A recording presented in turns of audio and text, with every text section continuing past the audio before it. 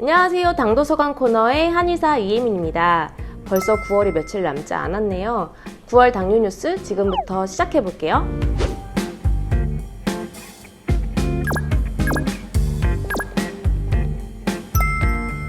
첫 번째 뉴스는 비만한 사람이 살을 빼는 경우 젊어서 빼야 사망할 위험이 줄어든다는 소식입니다.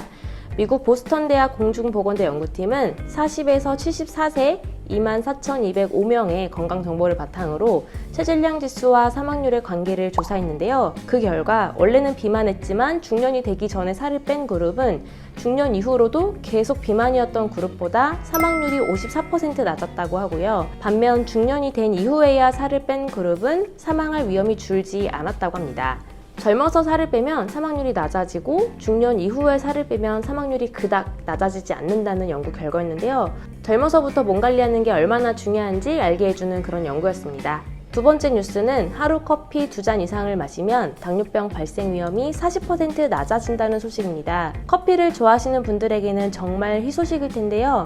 서울대 식품영양학과 이정은 교수팀은 한국인 4천여 명을 대상으로 커피와 당뇨병의 관련성을 분석했고요. 그 결과 블랙커피를 하루 2잔 이상 마시면 마시지 않는 사람에 비해 당뇨병 전 단계나 2형 당뇨병 발생 위험이 39% 낮았다고 합니다. 특히 남성의 경우 당뇨 전 단계나 2형 당뇨병이 발생할 위험이 54%, 여성은 26% 감소했다고 합니다. 설탕을 넣어서 마신 경우에도 27% 정도 감소했다고 하는데요. 그래도 기왕이면 설탕이나 프린 그리고 시럽 등을 넣지 않고 블랙커피로 마시는 게 좋겠죠. 세 번째 뉴스는 침, 땀, 눈물로 혈당 측정이 가능한 앞전 센서가 개발되었다는 소식입니다. 체열하지 않아도 혈당을 잴 수 있는 방법이 하루빨리 상용화되기를 기다리고 오셨을 겁니다.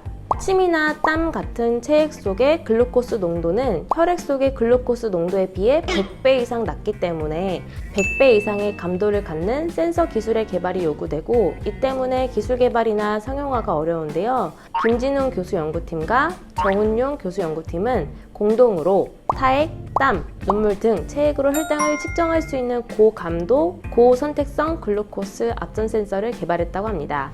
뿐만 아니라 이번 기술을 통해 글루코스 이외에 다른 호르몬이나 단백질의 농도 측정에도 응용될 수 있다고 하는데요. 쉽게 말해 지금까지는 가정에서 혈당 하나만 측정할 수 있었는데 앞으로는 이 기술이 상용화되면 다른 단백질이나 호르몬까지도 측정할 수 있다는 뜻입니다. 지금은 오로지 혈당만 측정할 수 있어서 탄수화물은 무조건 나쁜 거야 라는 인식이 있기도 한데요.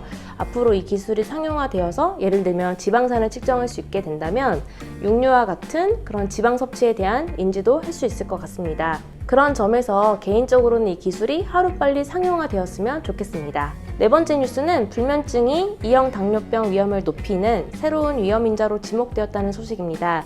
스웨덴 스톡홀름의 카롤린스카 연구소 연구팀이 당뇨병 위험인자들에 대한 여러 선행 연구 결과들을 종합해 메타 분석한 결과 2형 당뇨병의 발병 위험을 높이는 19가지 위험인자를 추가로 밝혀냈다고 하는데요. 그 결과 불면증은 2형 당뇨병의 발병 위험을 17% 상승시키는 새로운 위험인자로 밝혀졌다고 하고요. 이외에 우울증, 흡연, 고혈압, 카페인 섭취, 소아 및 성인기 비만, 체지방, 내장지방, 간기능 등의 19개의 위험인자들이 당뇨병 발병 위험을 높인다고 밝혔습니다. 카페인을 섭취하면, 즉 카페인의 대표식품인 커피를 섭취하면 혈당이 올라간다는 이번 연구는 오늘 전해드린 첫 번째 소식과 대치되는 내용인데요. 커피에 대한 연구가 늘 이렇게 상반된 내용을 가지고 있습니다. 그래서 저는 늘 당뇨인들에게 블랙커피로 한두 잔만 섭취할 것을 권하고 있고요. 이번 연구에서 가장 중요한 건 불면증이 당뇨 발병 위험을 17%나 상승시킨다는 것입니다. 당뇨 관리라고 하면 음식을 줄이고 운동하는 것만 보통 생각하시는데요. 수면이 정말 중요하다는 점을 이번 연구 통해서 꼭 인지하셨으면 좋겠고요. 늘 강조하는 것처럼 11시 전에 취침하고 7시간 이상 숙면하는 것 꼭 잊지 않으셨으면 좋겠습니다. 9월 당뇨 뉴스는 여기까지입니다. 시청해주셔서 감사합니다.